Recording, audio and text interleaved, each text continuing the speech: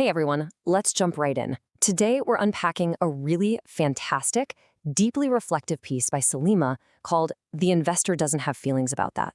It explores this fascinating and honestly kind of hidden clash between our closely held personal identities and the cold, hard financial decisions we have to make every single day.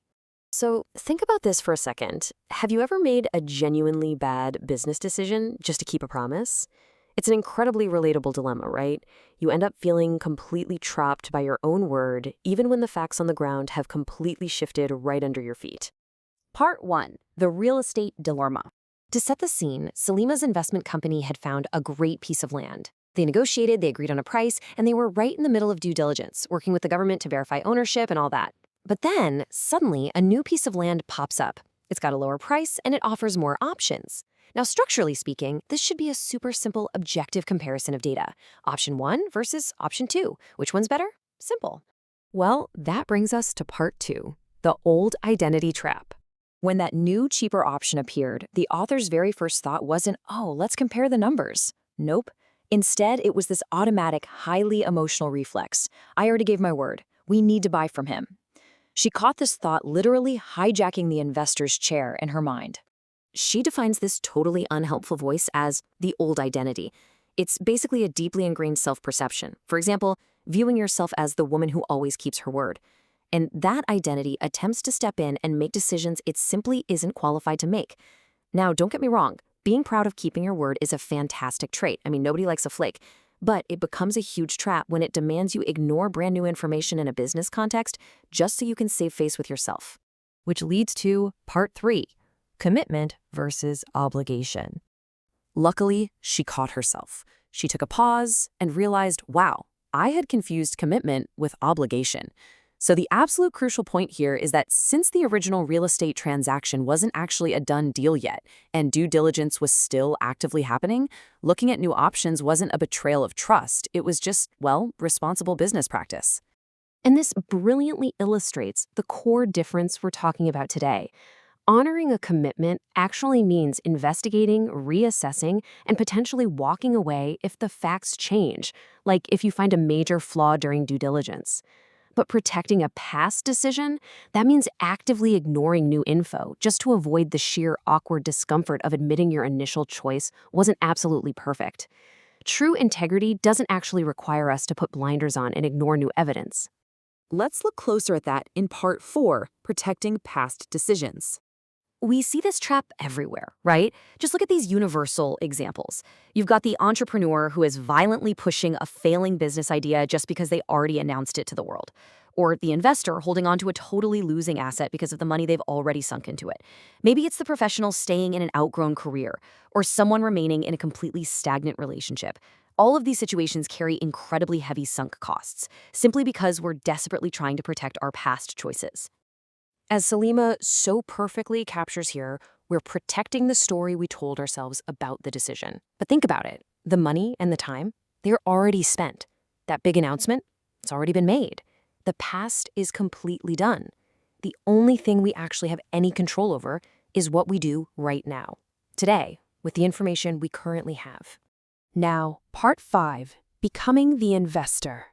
The author recalls this really powerful 4-word quote from Hamim Sunim, "Be good to yourself first." Now, in the fast-paced world of business and investing, being good to yourself isn't about, self-indulgence or taking a spa day. It means taking the fundamental, radical responsibility to look at all available information honestly, without letting your past identity cloud your judgment and end up harming your future. Just look at the stark contrast between these two internal voices. The old identity is in your ear saying you gave your word, you don't go back, you do not disappoint people. But the investor asks, okay, what does the evidence tell us? Which option is actually stronger here? What's the risk? When you put them side by side like this, it shows how incredibly clear, though granted not necessarily easy, decision-making becomes when hard evidence, rather than your ego, actually takes the lead. You are allowed to think again. I really want you to let that sink in for a moment. Changing your mind based on new information is not a character flaw, guys. It's not a weakness, and it isn't inconsistency. It is simply proof that you are paying attention to reality. The person you were made the absolute best decision with the data they had at the time. But the person you are now, you have better data. Moving on to part 6, questioning your next decision. Let's do a little coaching here. First question to ask yourself, who is speaking? When you face your next big financial or business dilemma, I really want you to just pause.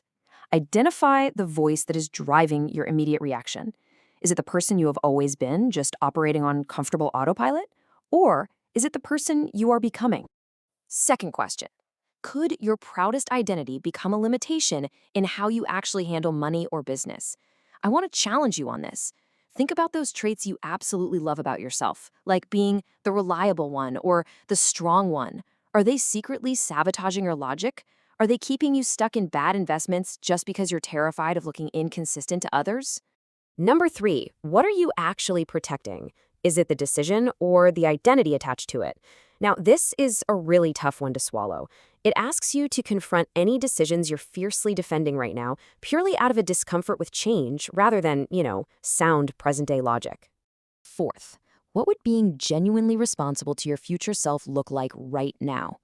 Really examine the uncomfortable questions you might be actively avoiding just to appease your old identity.